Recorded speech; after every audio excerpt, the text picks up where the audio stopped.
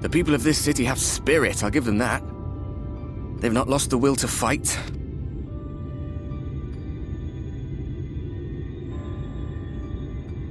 I can imagine how torn you must feel, looking at that sky, knowing what it means to everyone, and that you're responsible.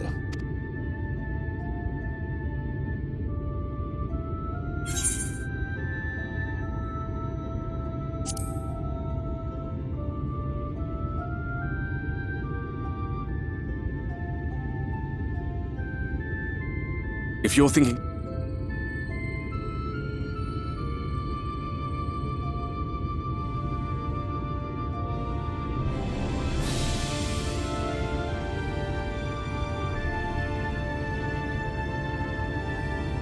You're in a corner, and there doesn't seem to be any obvious way out.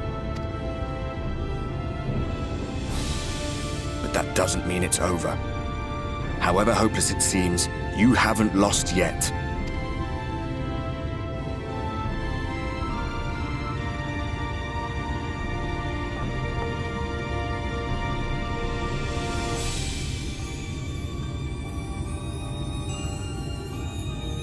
I remember looking up at the sky like this before. Being caught up in a strange kind of calm. It was after we realized we were responsible for the flood. When we resolved to journey to the source by taking our own lives. One last sacrifice. One last fight. One last failure. And then the Oracle appeared and, well, you know the rest. There were times in the years and decades that followed when I wondered if we might not have been better off just letting the rejoining happen.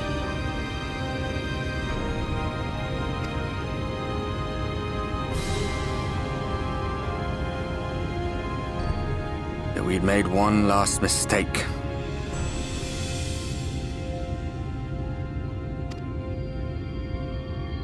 But seeing that giant Talos stir to life cured me of any doubts I still had. Always we took the burden of fighting upon ourselves. That's what heroes do, isn't it? So we never had the chance to see anything like that. Our people coming together as one.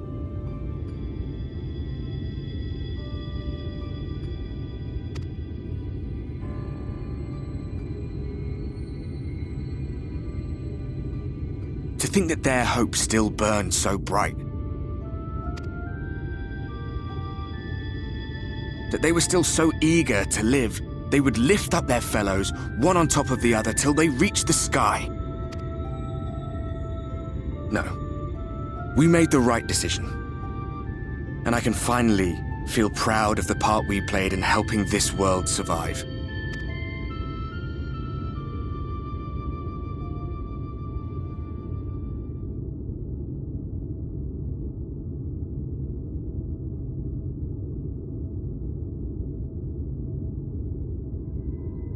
Well, come on then.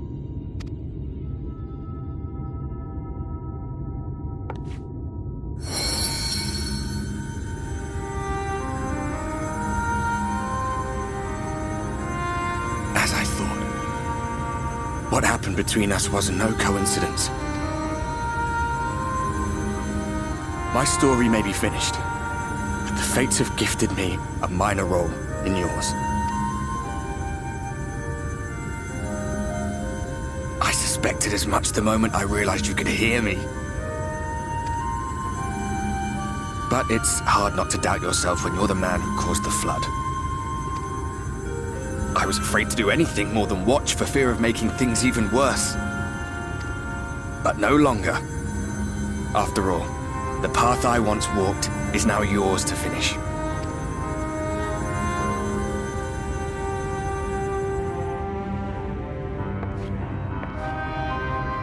For what it's worth, I cast my lot with yours. If you need a push, I'll be right there behind you. If you lose control, I'll do my best to stop you.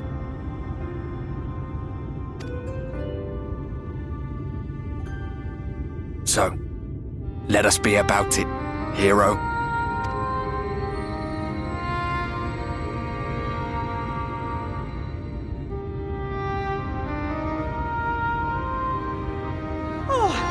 Worried you were up here all alone, brooding and fretting and wallowing in your woes.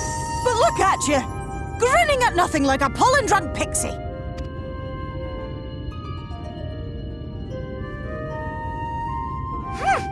Look at what you've done to your ether. It's a mess. And you have cracks running all through that pretty soul of yours. My poor little sapling. Whatever am I to do with you?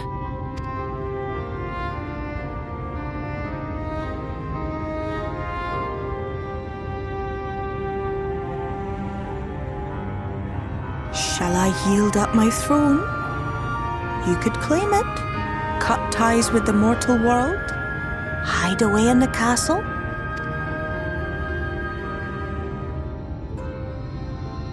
It won't fix the problem, but would it really matter? If any pesky heroes come calling with steel and magic, all of Eel Meg will rise up in your defense. My crown and sceptre are yours, if you want them.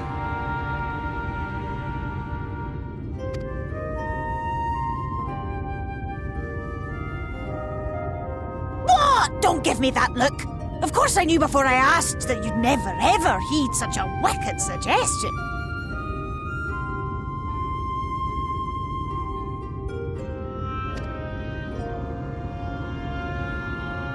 And besides, what would become of my precious and ephemeral flower?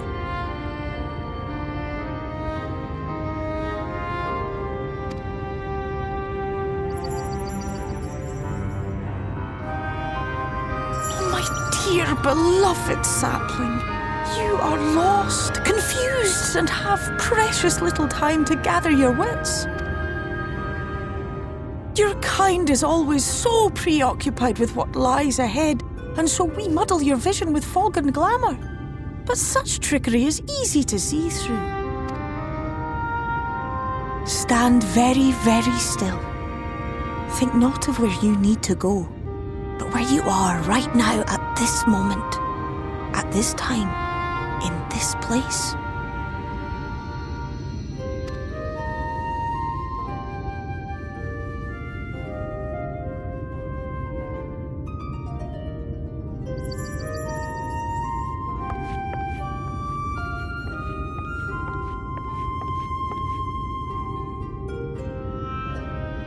Our cairn of crystal. From shadowed hood he watched you go, his ruby eyes with warmth aglow. See yourself as he saw you, and that shall be the clearest clue.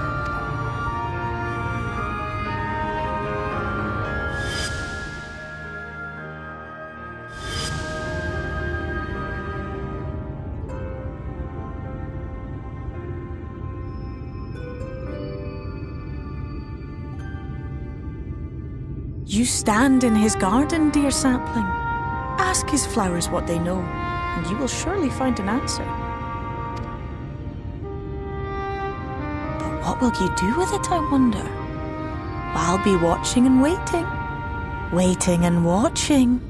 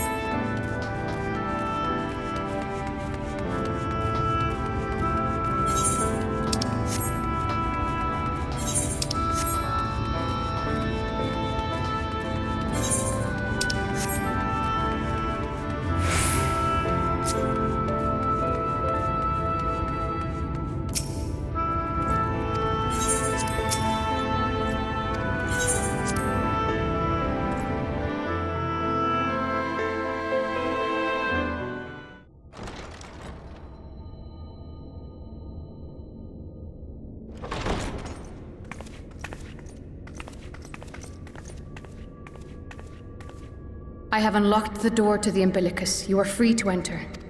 Once you have what you require, I'll see it sealed once more. Until then, I will remain without.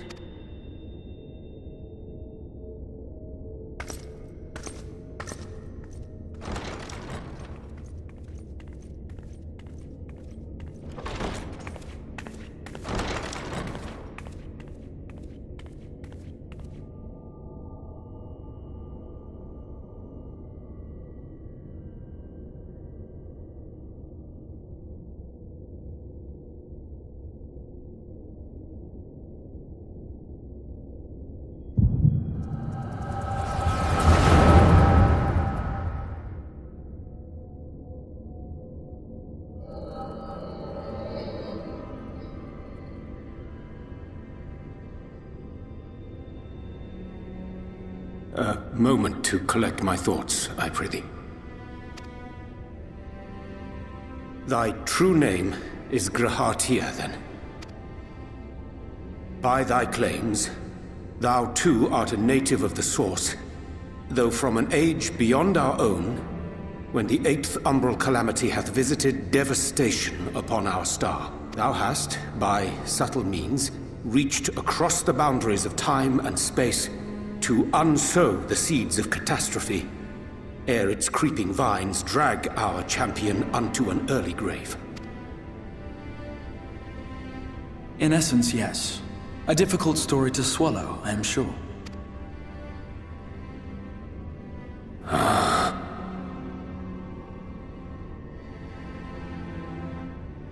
I doubt not the veracity of thy words, not the account of thy coming, nor that of the fated calamity.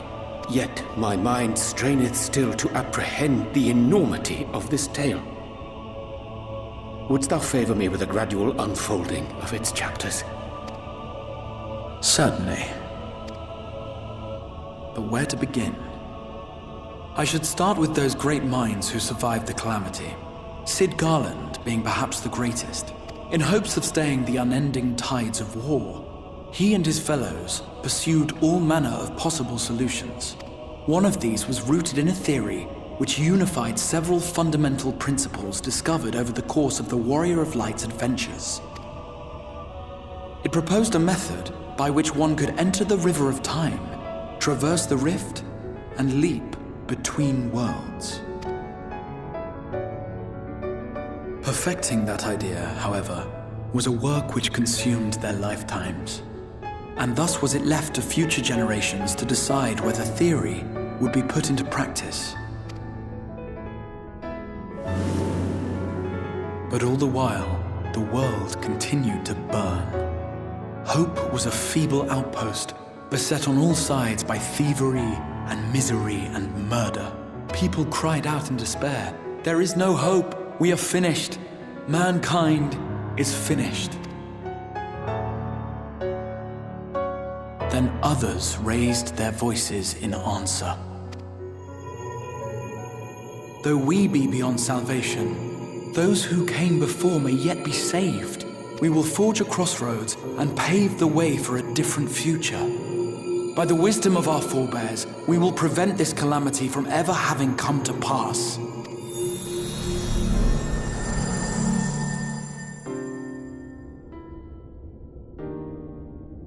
The fighting went on unabated, but some few took up Cid's research and labored to realize those impossible ideas. After 2 centuries of labor, their descendants finally succeeded in awakening the Crystal Tower, an integral part of the process, and, in doing so, roused its caretaker, me.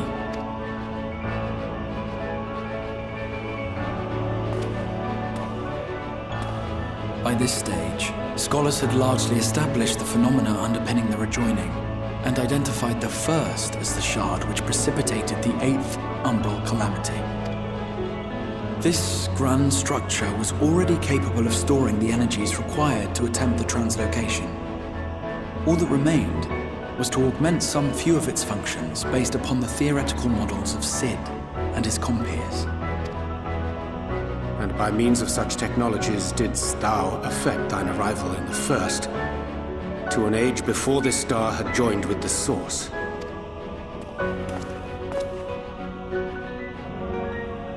Some while before, as it turned out, 'tis all but impossible to predict how time will flow between one world and the next, and we missed our mark by almost an entire century.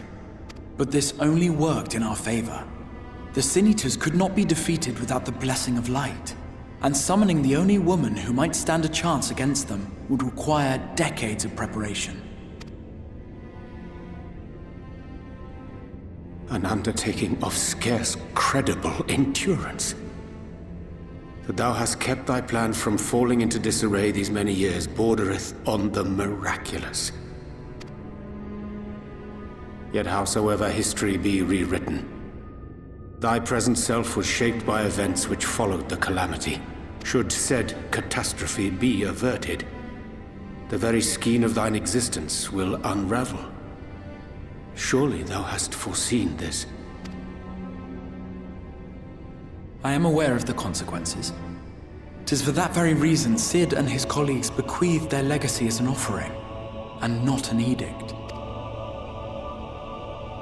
To give all of oneself for the happiness of others, and with no promise of reward.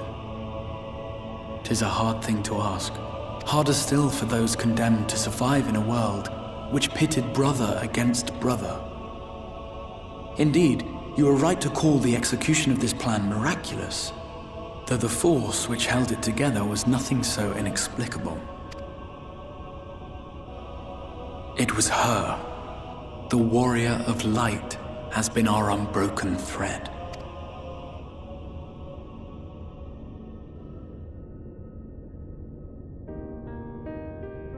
Where others would stumble and fall, she would rise above. Where others would break and run, she would carry on. The warrior of light's tale is one of unyielding bravery. To tell it was to feel courage. To hear it was to feel hope. It was a breath of inspiration in an age of suffocating shadow. In the histories of a fallen nation was our hero hailed as its greatest ally. In the time-worn pages of a noble's memoirs were her deeds joyously retold. For many, these stories were the flame which warmed them through the coldest of nights.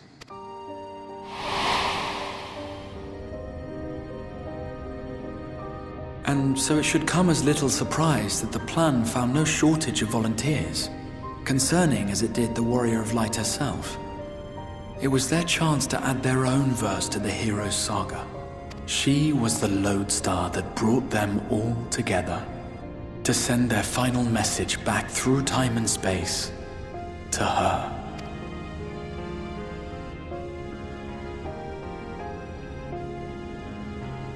The light of your legacy was our torch in the darkness.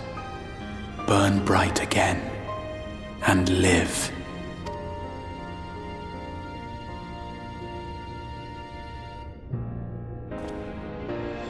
I am merely the bearer of that wish, come to ensure it is safely delivered. Wherefore sharest thou this burden with me and no other? What wouldst thou have me say? That you will be my accomplice? 'Twas you yourself who convinced me of your suitability when you spoke of how you learned of the Flood and of your part in arranging Minfilia's journey to the First. Your actions showed uncommon resolve. 'Twas clear you were committed to the cause of saving this world. I knew I could trust you to choose the right path forward, even if that choice came with a heavy price. What price?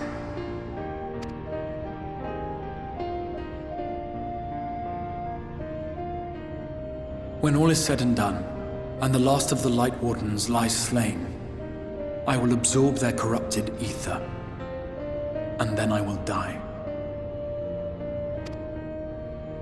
Knowing what I know of your companions, not to mention your champion, they will try to stop me, but in saving one, they would save none.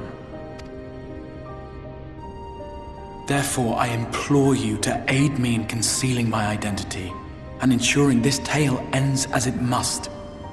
To this end, I would have you take what I have told you of the Calamity and make of it a portent, a prophetic vision you beheld in the swirling chaos of the Rift.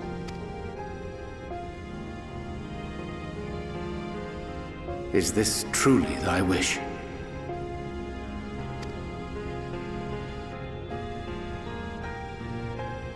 History remembered the Warrior of Light, as I knew it would. And I will suffer no other to rescue the champion whose star has charted my course.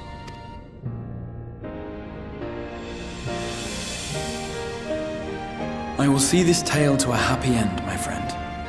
There has been enough tragedy.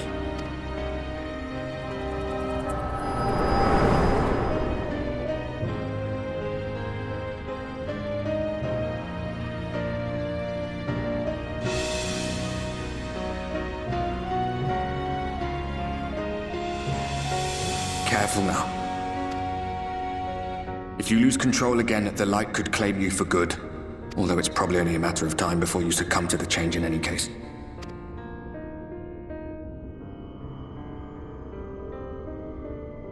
What do you mean to do?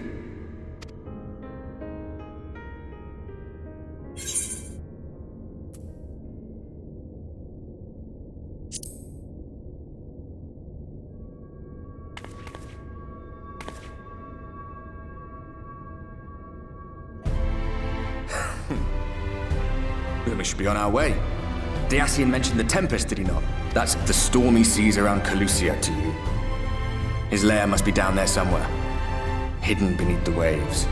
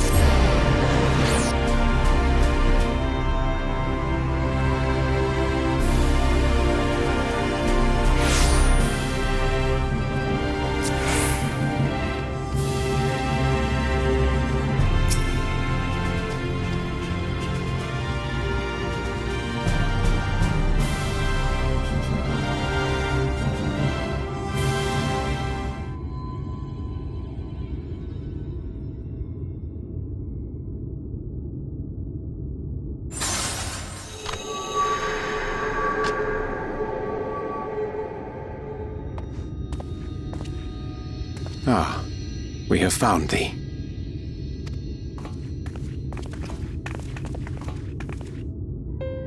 Word reached us of thy recovery, and thus did we gather with all haste. Ah. By thy looks I gather thou hast gleaned that which I came to tell thee. Urianger has shared everything with us. The Exarch's true identity and purpose.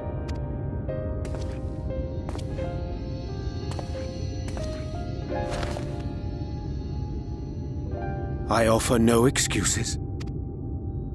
When I agreed to aid the Exarch with his plans, 'twas in full acceptance of the condemnation I would face when my duplicity was laid bare.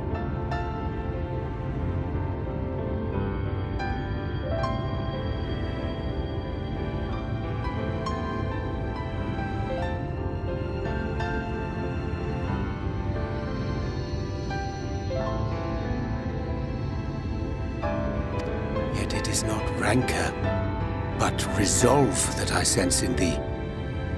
Thou art fully intent upon walking thy path to its end, art thou not?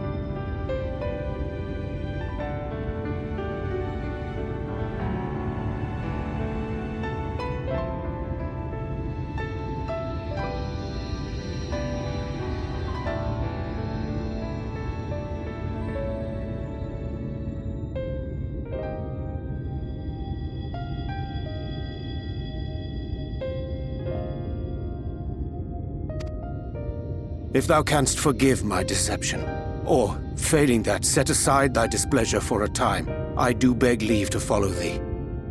What strength and wisdom I possess are thine to command.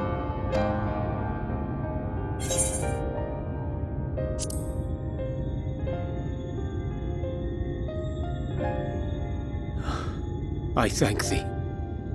Doubt not but that I will do all in my power to repay thy kindness and fulfill the Exarch's wishes.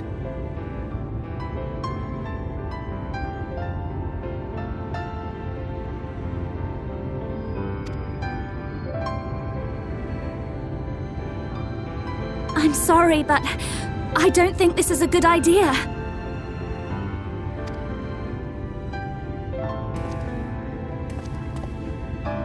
Leaving the Crystarium, I mean, with or without Urianger.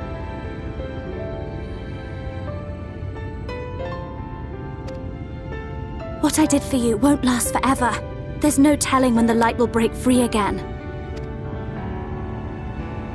Please, you must stay here, at least for a little while longer. We will find a way to cure this, I promise you.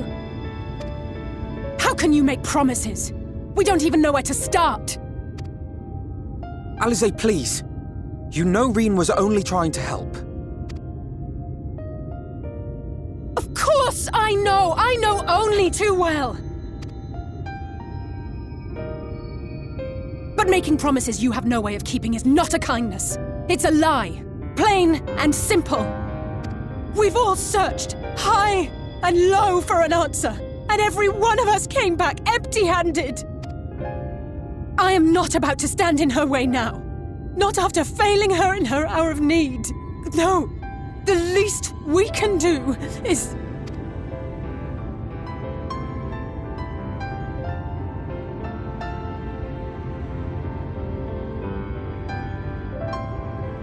We will go with you as well. There is naught to be gained by standing still. Indeed, we have exhausted every other avenue. Lead, and we shall follow. If there is any hope to be found, then we will surely find it at your side. Are we all in agreement, then?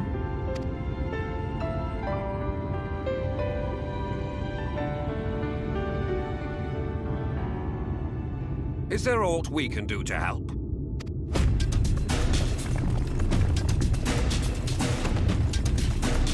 Though we may not know the whole story, we do know you're in for a fight. And while the Exarch's away, it falls to the rest of us to see the Warrior of Darkness is given a proper send-off. You told them!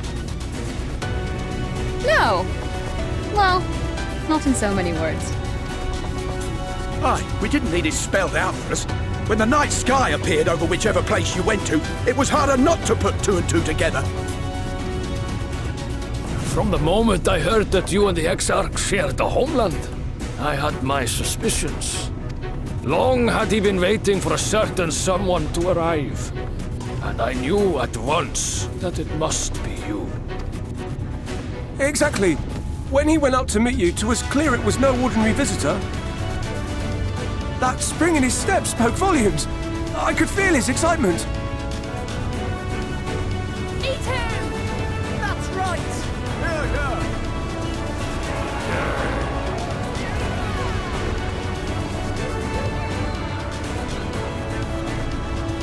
We do not fully understand where you or the Exarch hail from, or why you've all done so much to protect us.